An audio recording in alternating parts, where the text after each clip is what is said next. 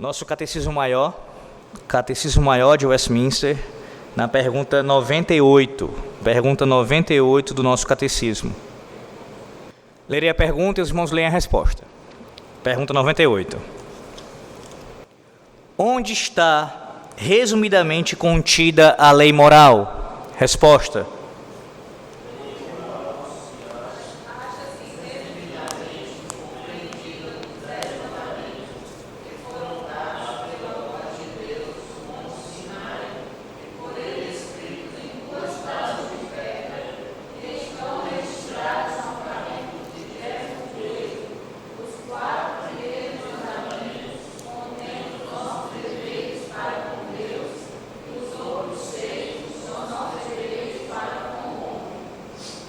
Vamos lá, chega a pergunta 98 e nós estamos já bem próximos de iniciarmos a exposição de cada mandamento propriamente dito.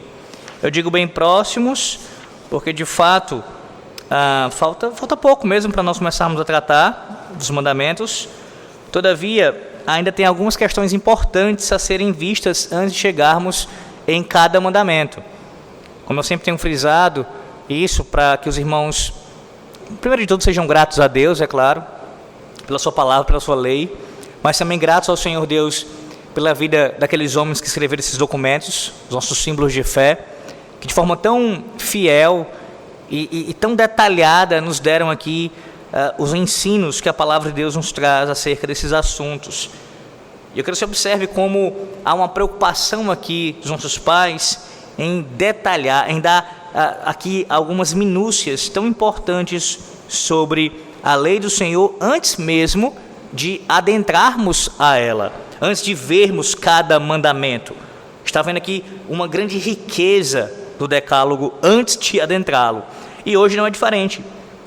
Aqui você tem a pergunta acerca da lei moral, tratando de onde ela está contida resumidamente. E aí eu quero que, antes de nós analisarmos aqui a resposta a essa pergunta, ou já analisando, mas de uma maneira mais introdutória, quero que você seja lembrado de onde se encontra escrito o decálogo. Primeiro vá lá para Êxodo capítulo 20. Êxodo 20. Êxodo capítulo 20. E eu lerei do versículo 1 ao versículo 17. Ouça bem, Êxodo 20, do 1 ao 17. Então falou Deus todas estas palavras: Eu sou o Senhor teu Deus, que tirei da terra do Egito, da casa da servidão. Aqui você tem o quê? O prefácio. Vocês lembram disso, né? Este é o prefácio dos 10 mandamentos. Agora vem cada mandamento. Primeiro mandamento, versículo 3. Não terás outros deuses diante de mim. Segundo mandamento, do versículo 4 ao versículo 6. Não farás para ti imagem de escultura, nem semelhança alguma do que há em cima nos céus, nem embaixo na terra, nem nas águas debaixo da terra. Não as adorarás, nem lhes darás culto, porque eu sou o Senhor teu Deus, Deus zeloso, que visita a iniquidade dos pais nos filhos, até a 3ª e 4ª geração daqueles que me aborrecem. E faço misericórdia até 1000 gerações daqueles que me amam e guardam os meus mandamentos. Terceiro mandamento, versículo 7. Não tomarás o nome do Senhor teu Deus em vão, porque o Senhor não terá por inocente o que tomar o seu nome em vão. Quarto mandamento, do versículo 8 ao versículo 11. Lembra-te do dia de sábado, do Shabá, para o santificar. 6 dias trabalharás e farás toda a tua obra. Mas o 7º dia é o Shabá, o sábado do Senhor teu Deus. Não farás nenhum trabalho, nem tu, nem o teu filho, nem a tua filha, nem o teu servo, nem a tua serva, nem o teu animal, nem o forasteiro das tuas portas para dentro.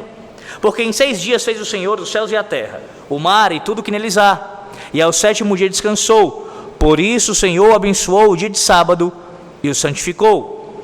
Quinto mandamento, versículo 12. Honra teu pai e tua mãe, para que se prolongue os teus dias na terra que o Senhor teu Deus te dá. Sexto mandamento, versículo 13.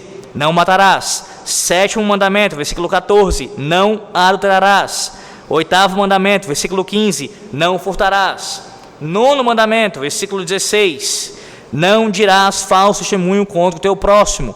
10º e último mandamento, aqui do decálogo, versículo 17, não cobiçarás a casa do teu próximo, não cobiçarás a mulher do teu próximo, nem o seu servo, nem a sua serva, nem o seu boi, nem o seu jumento, nem coisa alguma que pertença ao teu próximo.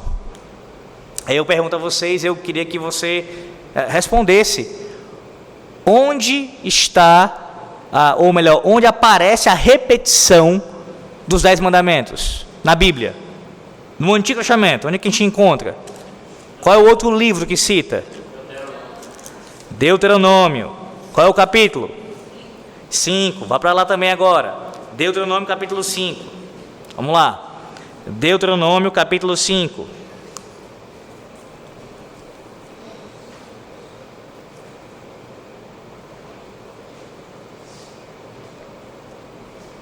Eu lerei a partir do versículo 1. Quero que você veja a introdução aqui. O prefácio vai se encontrar mais para frente, no versículo 6, mas eu vou ler a partir do versículo 1, tá? A guisa de contexto.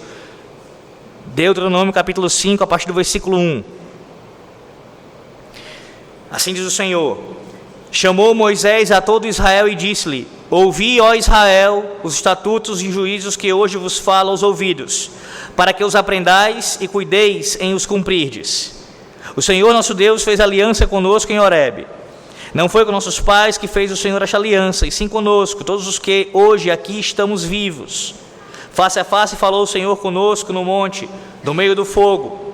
Nesse tempo eu estava em pé entre o Senhor e vós, para vos notificar a palavra do Senhor, porque temestes o fogo e não subistes ao monte, dizendo: eu sou o Senhor teu Deus, que te tirei da terra, que te tirei do Egito e da casa da servidão. Aí vem a sequência dos mandamentos, mais uma vez, o primeiro mandamento: não terás outros deuses diante de mim. Segundo mandamento: não farás para ti imagem de escultura, nem semelhança alguma do que há em cima no céu, nem embaixo na terra, nem nas águas debaixo da terra. Não as adorarás, nem lhes darás culto, porque eu, o Senhor teu Deus, sou Deus zeloso, que visita a iniquidade dos pais nos filhos, até a 3ª e 4ª geração daqueles que me aborrecem, e faço misericórdia até 1000 gerações daqueles que me amam e guardam os meus mandamentos.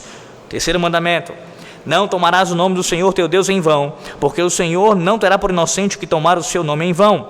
4º mandamento, e aí atente-se para isso, veja: guarda o dia de sábado para o santificar, como te ordenou o Senhor teu Deus. 6 dias trabalharás e farás toda a tua obra, mas o 7º dia é o sábado do Senhor teu Deus. Não farás nenhum trabalho, nem tu, nem o teu filho, nem a tua filha, nem o teu servo, nem a tua serva, nem o teu boi, nem o teu jumento, nem animal algum teu, nem o estrangeiro das tuas portas para dentro, para que o teu servo e a tua serva descansem como tu. Porque te lembrarás que foste servo na terra do Egito, e que o Senhor teu Deus tirou dali com mão poderosa e braço estendido, pelo que o Senhor teu Deus te ordenou que guardasses o dia de sábado. 5º mandamento: honra teu pai e a tua mãe, como o Senhor teu Deus te ordenou, para que se prolongue os teus dias, e para que te vá bem na terra que o Senhor teu Deus te dá. 6º mandamento: não matarás. 7º mandamento: não adulterarás. 8º mandamento: não furtarás. 9º mandamento: não dirás falso testemunho contra o teu próximo. 10º mandamento: não cobiçarás a mulher do teu próximo. Não desejarás a casa do teu próximo, nem o seu campo, nem o seu servo, nem a sua serva, nem o seu boi, nem o seu jumento, nem coisa alguma do teu próximo. Amém. Pastor, por que citar esses 2 textos? Ora, primeiro, por uma questão bem óbvia, nós estamos estudando a lei do Senhor, sobre a lei moral de Deus, já há algum tempo. E como eu disse, estamos bem próximos de avaliar, de aprender sobre cada um desses mandamentos de uma forma mais detalhada. Um segundo motivo é para que você, de forma didática, venha a lhe ajudar isso a gravar os mandamentos. Precisa estar tendo em contato com eles frequentemente, lendo-os, meditando neles, observando, é claro, guardando e assim aprendendo cada um desses mandamentos. Mas não é apenas por tudo isso que eu estou fazendo também. Há uma outra razão aqui. Ora, eu quero que você perceba como o decálogo, ele ele expressa fielmente esse resumo da lei moral do Senhor Deus. Como é que a gente pode observar isso apenas nessas duas leituras? Ora, Êxodo é o livro em que ele se encontra primeiramente, ali foi entregue no Monte Sinai, e Deuteronômio faz a sua repetição. E só nesse ato, irmãos, só nessa observação que você faz em ver a repetição do decálogo, aqui isso tem muito a nos ensinar acerca da importância dos mandamentos. Faça o comparativo com relação aos evangelhos sinóticos. Pense nisso. Você conhece, não conhece? Os evangelhos sinóticos, Mateus, Marcos e Lucas. Estes três evangelistas, sim, eles possuem características próprias, é claro, eles têm, sim. Existem focos específicos ali, mas eles são assim chamados de sinóticos porque grande parte do conteúdo que eles escreveram é bem semelhante. É bem semelhante. E João, que é o evangelista que é mais singular na sua estrutura, na sua escrita, os temas também que aborda, que dá ênfase, especialmente a divindade de Cristo, ainda assim, existem alguns textos, são poucos, mas que aparecem nos 4 evangelhos. Nos 4 evangelhos. Então, primeiro pensem com relação aos sinóticos. Por que o Espírito Santo, que inspirou aqueles autores a escreverem aqueles textos, a sua palavra, ele aprove a ele fazer com que 3 autores distintos escrevessem, entre aspas, as mesmas coisas. Eu digo entre aspas porque, como eu disse, existem algumas ênfases diferentes, existem alguns relatos que são menores um evangelho, maiores em outro, enfim, tem suas especificidades. Mas, a grosso modo, são relatos, muitos desses relatos são iguais, são histórias iguais. E aí, pelo menos eu, no início da minha caminhada, da minha fé, achava isso estranho, porque essa repetição, não bastaria um relato só? Não bastaria apenas um evangelista dizer isso? É claro que basta, irmãos. Deus falando uma vez é suficiente. É Deus falando. Mas não tenha dúvida que o fato de o relato estar presente em mais de um evangelista, em mais de um evangelho, tem como razão, pelo menos uma das razões, a ênfase, a importância desses relatos. Essa é uma das razões, estou dizendo que é a única, tá? Mas eu quero abordar este ponto porque é o nosso propósito aqui com relação ao decálogo. Agora imagine então, quando a mesma história aparece nos 4. Os 4 relatando a mesma história. Como eu disse, são poucos, mas os 4 relatando. Aí é que você tem a ideia de ênfase, de importância daquele relato ainda maior. Então, tendo esse pensamento em mente, transporte-o agora para o que acontece aqui no Antigo Testamento. Até porque, obviamente, aqueles autores que escreveram aqueles textos, como judeus, com o seu entendimento acerca disso, e mais do que isso, conduzidos pelo próprio Deus na escrita, eles têm esse pano de fundo da ênfase através da repetição. E isso não é novo, é o que está acontecendo aqui. Êxodo capítulo 20 nos traz os mandamentos descritos, sendo entregues ali por Deus através de Moisés ao povo. E Deuteronômio repete isso. Por quê? Porque é da máxima importância, meus irmãos. É da máxima importância. Então você não pode chegar para o texto bíblico, jamais, em nenhuma circunstância, é claro, ainda mais num caso como esse, e quando estiver fazendo a leitura corrida da Bíblia, né, ali de Gênesis a Apocalipse, chegar aqui em Deuteronômio capítulo 5 e ficar com essa impressão, falsa impressão de que qual é a necessidade disso, para que isso, perder de vista a riqueza, o significado que está sendo dito aqui. Há uma repetição demonstrando assim a sua importância, lembrando do contexto maior. Aqui, Deuteronômio é escrito, eles próximos a herdarem a terra. Logo, o que seria ensinado a eles ali, as últimas palavras do Senhor através de Moisés, teria que ser da máxima importância, aquilo que seria vital para a vida deles na terra prometida. E dentre essas palavras, certamente teria que estar o quê? O decálogo. Até porque o livro do Deuteronômio tem essa ideia, esse significado de lembrança, da lei sendo proferida novamente, ensinada ao povo. O povo tem que lembrar da palavra de Deus.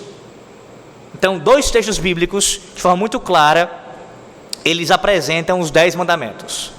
Quando eu falei para você observar aqui o 4º mandamento no capítulo 5 de Deuteronômio, é porque, não sei se você já notou isso, eu já expliquei isso em outros momentos, mas pode ser que você tenha esquecido, não sei. Veja que tem uma diferença. Tem algumas diferenças na descrição aqui, de forma geral, alguns detalhes, mas não quero entrar nesses detalhes. Apenas nesse aqui, que ele é o mais perceptível, que é a razão que é apresentada na guarda do 4º mandamento aqui nesse capítulo. Ela é distinta da que é apresentada lá no capítulo 20. No capítulo 20, o povo é ordenado a guardar o 4º mandamento por causa da obra da criação. E aqui o povo é lembrado a guardar o 4º mandamento por causa da obra da redenção.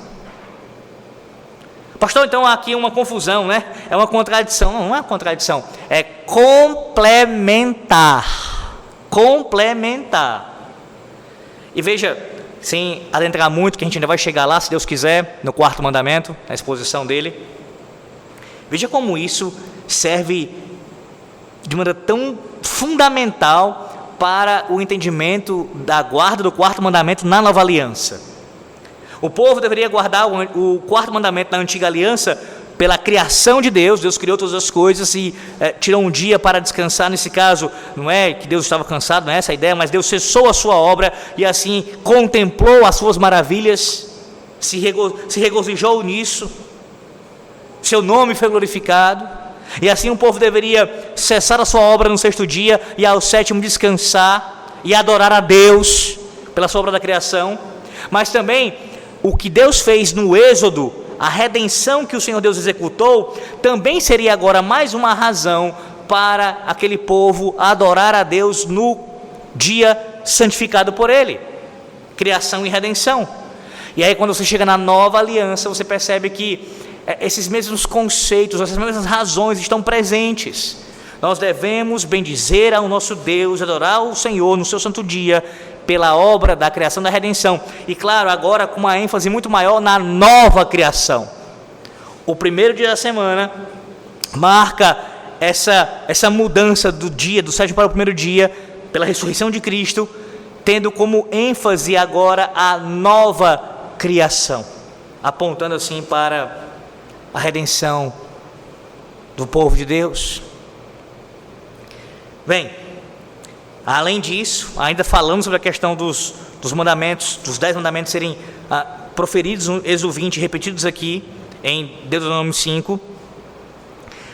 Veja também como se torna falacioso, eu já falei por outros motivos, vou dar mais um aqui, falacioso o argumento de que é necessário que haja uma lista dos 10 mandamentos assim no Novo Testamento. Tem 2 na Bíblia. Tem 2 listas de forma detalhada, assim, mandamento após mandamento, do decálogo. 2 listas. 2 listas. Irmãos, se tivessem 10 listas para aquele que quer encontrar defeito e problema, não seria suficiente. Eles diriam, se a lista não estiver no Novo Testamento, alguns, se tivesse a lista no Novo Testamento, e estivesse, por exemplo, em Atos, e não tivesse uma epístola paulina, dizer, se tivesse a epístola paulina, está em Atos, não foi Paulo que escreveu, não foi uma carta para a igreja. Sempre haverá aquele que vai tentar usar de argumentos falaciosos para poder se opor à doutrina. Ora, Deus falou uma vez é suficiente, Deus falou 2, com relação aos seus 10 mandamentos. Eles são proferidos, são entregues e são repetidos. Em qual contexto? Para herdar a terra prometida. Para herdar a terra prometida. Ora, se aquele povo precisava da lei de Deus para a sua santificação, para caminhar em retidão diante do Senhor, no temor do Senhor, na expectativa de entrarem numa terra física, aqui ainda e agora, quanto mais nós, que aguardamos a Jerusalém celestial. Precisamos da lei do nosso Deus, para continuarmos caminhando, peregrinando nessa terra. Então aqui estão os mandamentos resumidos, ou melhor, a lei moral de Deus, a lei moral de Deus resumida nos 10 mandamentos. Vamos lá. Veja a resposta à pergunta que você leu. Onde está resumidamente contida a lei moral? Resposta, primeira parte. A lei moral está contida resumidamente nos 10 mandamentos. Perceba a precisão teológica, mais uma vez, dos teólogos de Westminster. Pastor, onde está essa precisão teológica? Ora, a lei moral está contida resumidamente, nos 10 mandamentos. O que significa isso? Significa que os 10 mandamentos, eles não são a declaração total e detalhada da lei moral, mas é um resumo dela. E sempre que você ouvir um pastor reformado especialmente falando sobre isso, você tem que ter isso em mente. A lei moral de Deus está resumida nos 10 mandamentos. Os 10 mandamentos é uma síntese. O decálogo é uma síntese da lei moral do Senhor Deus. E por que é importante entender isso? Ora, a falta desse entendimento conduz muita gente a uma má interpretação de vários versículos bíblicos e principalmente dos próprios mandamentos. Deixa eu ser mais claro, sem entrar agora nisso, porque a pergunta 99 vai tratar dessa questão, dos princípios de interpretação do decálogo. Mas entrando um pouco nessa questão aqui, porque eu preciso. Vamos lá. Todo mandamento da lei do Senhor Deus, pensando aqui nos 10 mandamentos, todos os mandamentos ali, os 10 mandamentos, eles estão sintetizados, eles são uma síntese, um resumo da vontade do Senhor Deus com relação àquele assunto. Em outras palavras, em cada mandamento há muito mais profundidade, há muito mais a ser visto. Pegue, por exemplo, o 7º mandamento: não adulterarás. Esse mandamento, quando o Senhor Deus entregou ao seu povo, ali em Êxodo 20, e aqui, como nós vimos, repetiu. O Senhor, desde o princípio, quando entregou esse mandamento, e lembrando, é claro, esse mandamento já tinha sido gravado no coração do homem e da mulher, lá na sua criação, mas falando aqui de Êxodo 20 apenas. A intenção do Senhor, o objetivo do Senhor, era que o homem e a mulher, eles se privassem apenas de não ter relação ilícita fora do casamento. Não, o mandamento proíbe somente isso. Essa é a única relação proibida, o adultério propriamente dito. Se um homem dormir com uma mulher, ele é casado, e dorme com outra mulher, tem alguma coisa com outra mulher, ele quebra o 7º mandamento. Assim é a mulher que tem algo com outro homem, que não é o seu marido, e ela é casada. O mandamento proíbe apenas isso. Pastor, claro que não. Eu lembro de Mateus capítulo 5 ao 7, no Sermão da Montanha, quando o Senhor Jesus Cristo ensinou ali, ótimo, perfeito. Mas veja, o Senhor ensinou ali, é verdade, mas não é que ele trouxe uma nova interpretação. Eu falo isso para vocês, ele não trouxe uma nova interpretação. Ele estava interpretando corretamente o mandamento que já ensinava isso, desde o princípio. Esse é o meu ponto. Desde o princípio o mandamento já ensinava isso. Ele é abrangente, ele é profundo, ele tem inúmeras implicações. Então a questão de o olhar ser condenado, o desejo disso no coração ser condenado, não foi Cristo que fez isso primeiramente, digo, no Sermão da Montanha. Claro que ele fez lá atrás, mas juntamente com o Pai e o Santo Espírito. Desde o princípio, a Santíssima Trindade estabeleceu isso claramente.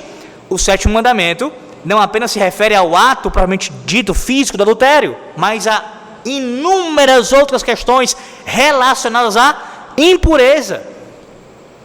Então aí você vai ter, como veremos ainda se Deus quiser, a questão da castidade, a questão do próprio homossexualismo ser condenado, ou seja, a relação desvirtuada de, no lugar de ser um homem com uma mulher, 2 homens e 2 mulheres. Tudo isso é contemplado pelo 7º mandamento.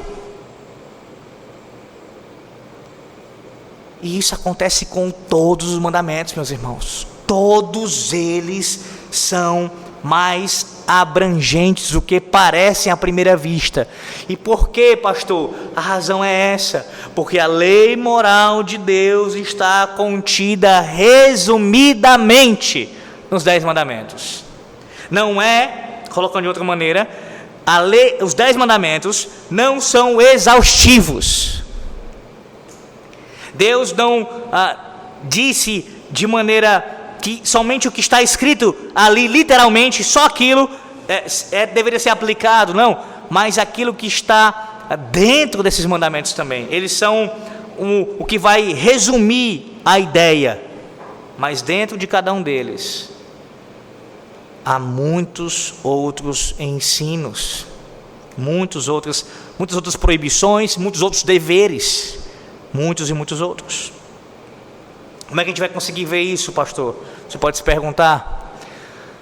Primeiro é importante, eu já estou entrando um pouquinho nisso, como eu falei, entender os princípios de interpretação dos 10 mandamentos, os princípios hermenêuticos.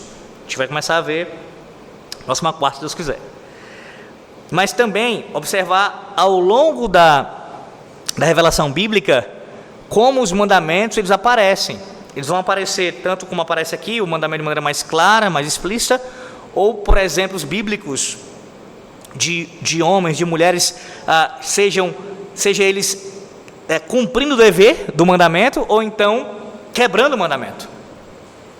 E assim você vai extraindo princípios e mais princípios. Deixa eu tentar ser mais claro. Toda vez que alguém peca, essa pessoa, ela necessariamente quebra um mandamento, no mínimo, né?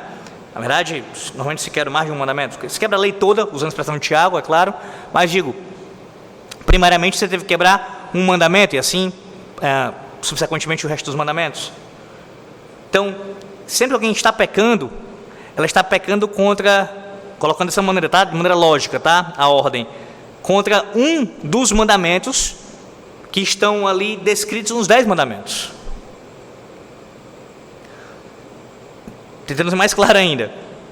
Sempre que há um pecado, o pecado acontece contra o decálogo, com relação à quebra do decálogo. Sempre. Sempre. Interessante como alguém, eu lembro de um colega dele disse assim uma vez, há muitos anos: aonde é que você observa nos 10 mandamentos o mandamento para perdoar? Aí a ideia é a seguinte, olha o pressuposto do indivíduo. Há mandamentos fora dos 10 mandamentos que a gente tem que cumprir. Essa é uma falsa dicotomia. Todos os demais princípios, mandamentos, estatutos, juízos do Senhor, tudo do Senhor, estão ligados aos 10 mandamentos. Eles são a síntese de tudo isso. E aí você pensa, pastor, então como é que eu posso contemplar nos 10 mandamentos? Me dê a resposta acerca do perdão, que eu devo perdoar o meu próximo. A segunda tábua da lei, ela trata do nosso relacionamento com o próximo, como eu vou pontuar daqui a pouco. E começando principalmente pelo 5º mandamento. Pelo 5º mandamento, que, como aprenderemos no catecismo, trata da relação dos superiores para com os inferiores, dos inferiores para com os superiores e dos iguais. Ora, uma das coisas que tem que acontecer nesse relacionamento entre autoridades e subordinados e autoridades e os iguais é perdão. Perdão. E assim também pensa no 6º mandamento: não matarás. Você sabe, você aprendeu já isso e vai aprender novamente, vai ouvir novamente sobre isso. E Cristo ensinou claramente que você pode, e muitas vezes o faz, assassinar no seu coração. Veja a conexão com o perdão. Não tem como, irmãos, todo mandamento que aparentemente está fora, quer dizer, de certa forma está fora do decálogo, sim, porque aparece fora, não está ali expresso explicitamente, mas está ligado ao decálogo, incluso nele, porque eles resumem tudo isso. É essa a ideia. É essa a ideia. E aí eu já adiantei, de que modo o decálogo está dividido? Você precisa aprender isso uma vez por todas. Você não guardou ainda, espero que você guarde, tá? O decálogo está dividido não do 1 ao 5, do 6 ao 10, mas do 1 ao 4, e do 5 ao 10. Do 1 ao 4, do primeiro mandamento ao quarto mandamento, você tem a primeira tábua da lei, que trata do nosso relacionamento para com o nosso Deus. E a segunda tábua da lei se refere ao nosso relacionamento com o nosso próximo. Com o nosso próximo. Para ficar também algo guardado na sua mente, vá lá para Mateus capítulo 6. Eu quero que você guarde isso. Mateus 6. Não, um pouquinho antes. Primeiro veja Miqueias. Livro do profeta Miqueias. Profeta Miqueias, já citei esse texto aqui, mas eu quero que você abra agora e veja com seus próprios olhos. Diga se tem outra oportunidade. Miqueias 6, versículo de número 8. Miqueias 6, 8. Ele te declarou ao homem o que é bom e o que é que o Senhor pede de ti. Ou seja, o Senhor já te falou isso. Claro, ele falou isso nos 10 mandamentos, isso é reverberado na sua revelação, isso é ecoado durante toda a revelação bíblica. O que o Senhor Deus pede de ti?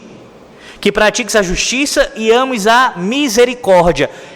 Essas duas coisas aqui retratadas, elas são uma menção à guarda da segunda tábua da lei. Você deve praticar a justiça, deve ser justo e deve ser misericordioso. Para com quem? Para com o seu semelhante. E a última parte, a última sentença, descreve a sua relação com Deus. E antes, humildemente com o teu Deus. Miqueias 6, 8. Agora vá para Mateus. Mateus 6. E aí você tem, na oração do Senhor, a mesma estrutura.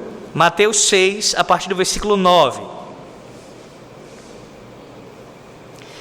Diz assim: portanto, vós orareis assim: Pai nosso que estás nos céus, santificado seja o teu nome, venha o teu reino, faça-se a tua vontade, assim na terra como no céu. Observe, Pai nosso que está nos céus, estás nos céus, é aqui a introdução da oração.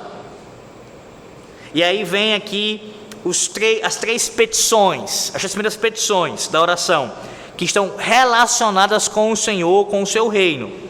Santificado seja o teu nome, primeira. Segunda, venha o teu reino, a segunda. E terceira, faça-se a tua vontade, assim na terra como no céu. Aí vem a segunda parte da oração, que são as 3 últimas petições. No caso, a quarta, a quinta e a sexta na ordem. O pão nosso de cada dia dá-nos hoje, quarta petição, ou primeira da segunda parte. E perdoa-nos as nossas dívidas, assim como nós temos perdoado aos nossos devedores. É a segunda petição da segunda parte, ou quinta petição ao todo.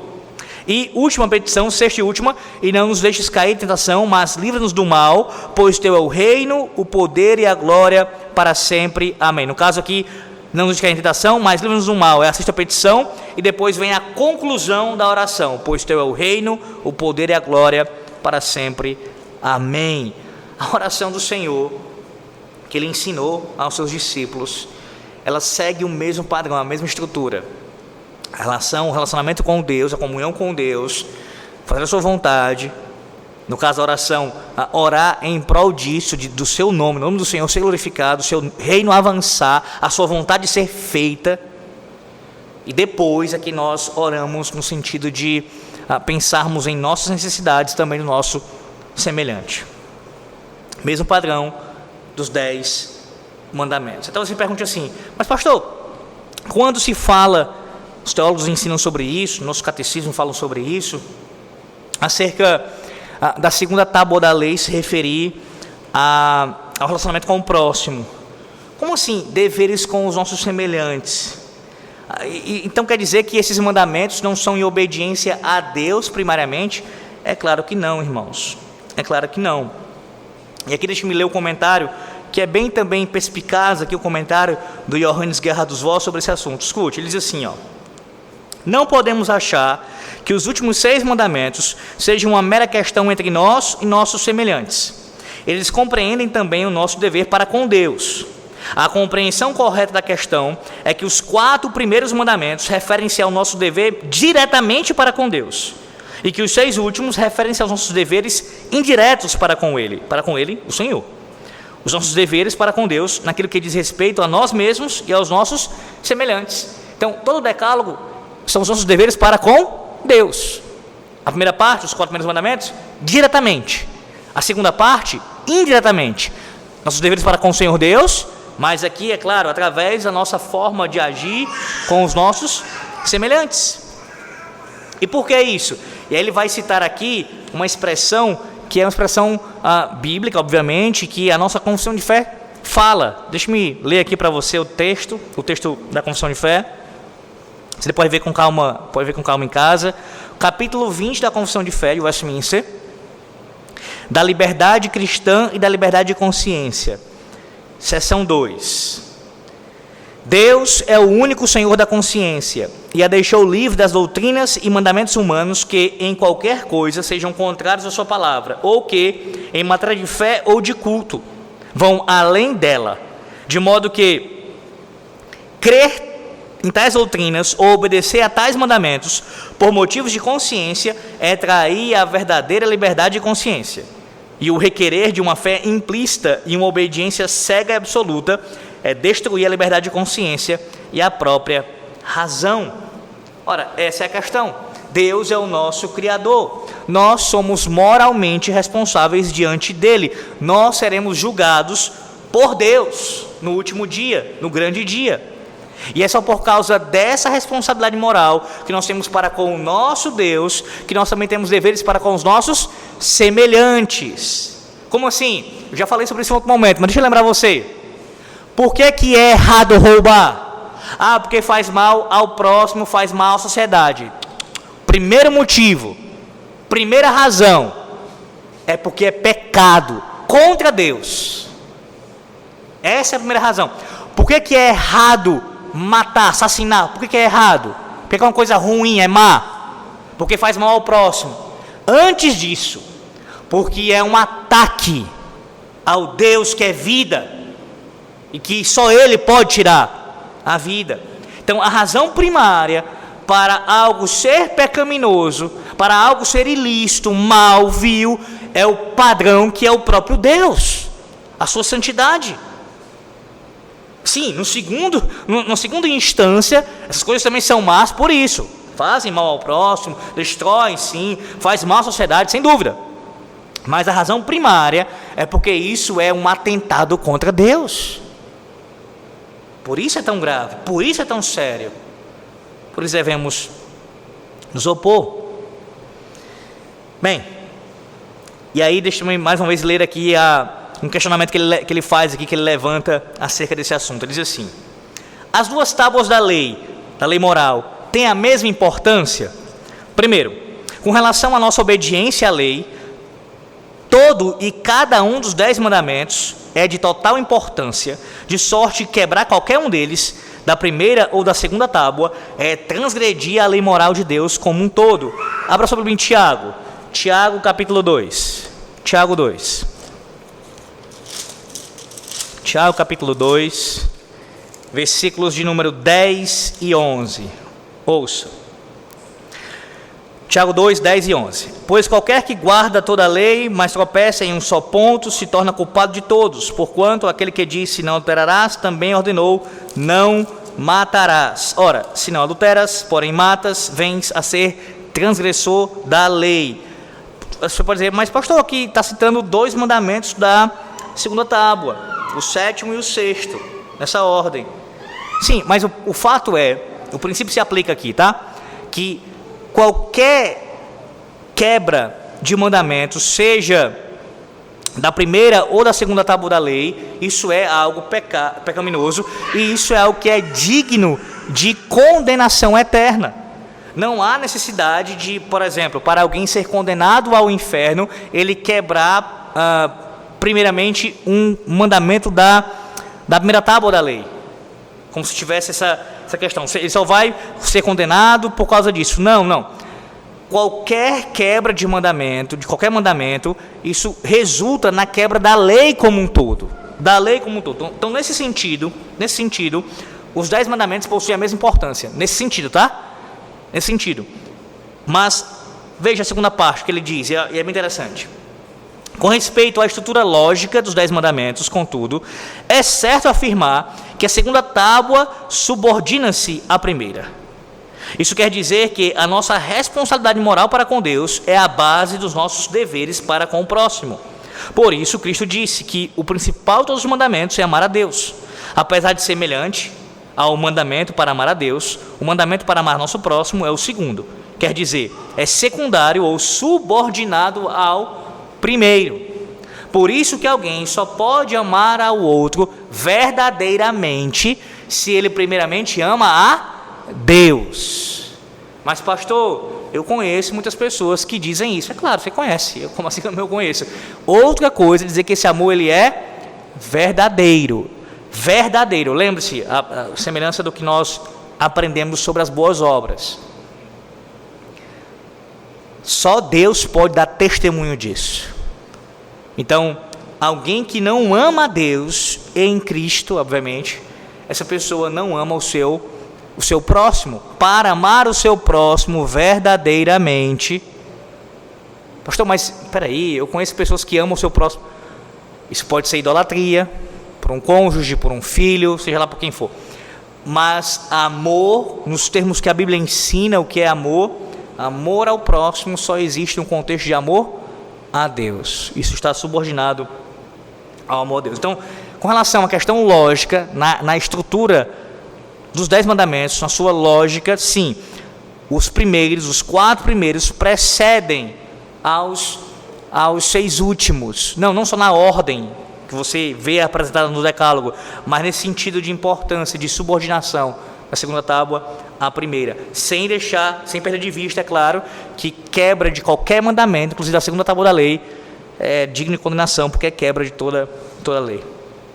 E assim, eu quero concluir com uma outra fala que ele coloca aqui, o comentarista Hans Gerhard Voss, sobre este assunto. Escute, ele diz assim: que compreensões erradas existem hoje a respeito dos 10 mandamentos? Resposta: primeiro, a compreensão de que os 10 mandamentos são um código de leis humanas, criado por Moisés ou outras pessoas de entre os judeus. Segundo, a compreensão de que são o produto da experiência humana, isto é, são um resumo daquilo que as pessoas pensam ser o necessário para o bem-estar geral da humanidade. Terceiro, a compreensão de que só tinham um significado temporário, sendo superado pela assim chamada lei do amor do Novo Testamento ou pelo progresso evolutivo da raça humana. Todas essas 3 compreensões estão erradas. Os 10 mandamentos não são um código de leis humanas, mas um código de leis divinas. Não foram escritos por Moisés, nem por nenhum ser humano, mas foram pronunciados e escritos pelo próprio Deus. Não têm validade temporária, mas valem permanentemente até o final dos tempos. Jamais podem ser modificados ou superados por quaisquer outras leis ou princípios. Volte à resposta do catecismo em que a gente conclui. Veja, a lei moral está contida resumidamente nos 10 mandamentos, como você já aprendeu. Não é exaustivo, há uma síntese aqui, que foram ordenados pela voz de Deus no Monte Sinai e por ele escritos em 2 tábuas de pedra. Está registrada no 20º capítulo do livro do Êxodo, que nós lemos aqui. Os 4 primeiros mandamentos abrangem o nosso dever para com Deus, os outros 6 mandamentos nosso dever para com os homens. A gente viu tudo isso. Sim, mas eu quero concluir frisando o que o catecismo diz nessa parte aqui, que foram ordenados pela voz de Deus no Monte Sinai e por ele escritos em 2 tábuas. Irmãos, toda a palavra de Deus é inspirada. Nós aprendemos isso em 2 Timóteo capítulo 3, versículo 16. Paulo fala isso de forma muito clara. Toda a palavra de Deus, toda a escritura sagrada, ela é inspirada por Deus. Então não há, nesse sentido, um texto que seja mais inspirado do que outro. Todo o texto é Deus falando. Todo o texto. Mas veja, os 10 mandamentos, eles foram entregues de uma maneira especial. Não é que os outros versículos, as outras passagens bíblicas são menos palavra de Deus. Não é isso que eu quero que você entenda, de maneira nenhuma. Mas a entrega, o contexto em que os 10 mandamentos são entregues, há algo de especial aqui. Porque o próprio Deus os escreveu. E aí, como alguém pode, eu preciso botar nessa tecla novamente, tratar os 10 mandamentos como se fossem mandamentos que podem ser colocados de lado, rejeitados, ou passarem por um crivo agora de avaliação nova para... Como é que alguém pode pensar isso, uma vez que Deus mesmo os escreveu, Deus os pronunciou e entregou ao seu povo, fez que fossem escritos em Êxodo e repetidos em Deuteronômio, ecoados durante todo o Antigo Testamento de várias formas possíveis, direto e indiretamente. Quando você ouve, por exemplo, o povo de Deus sendo chamado a atenção ao arrependimento, como tem ouvido em Jeremias, pela quebra da aliança. O que era a quebra da aliança? A quebra por meio da transgressão dos 10 mandamentos, a quebra da lei, da desobediência. E no Novo Testamento eles aparecem novamente, ainda que não haja uma lista, como eu falei, específica descrevendo, mas eles estão espalhados por todo o Novo Testamento.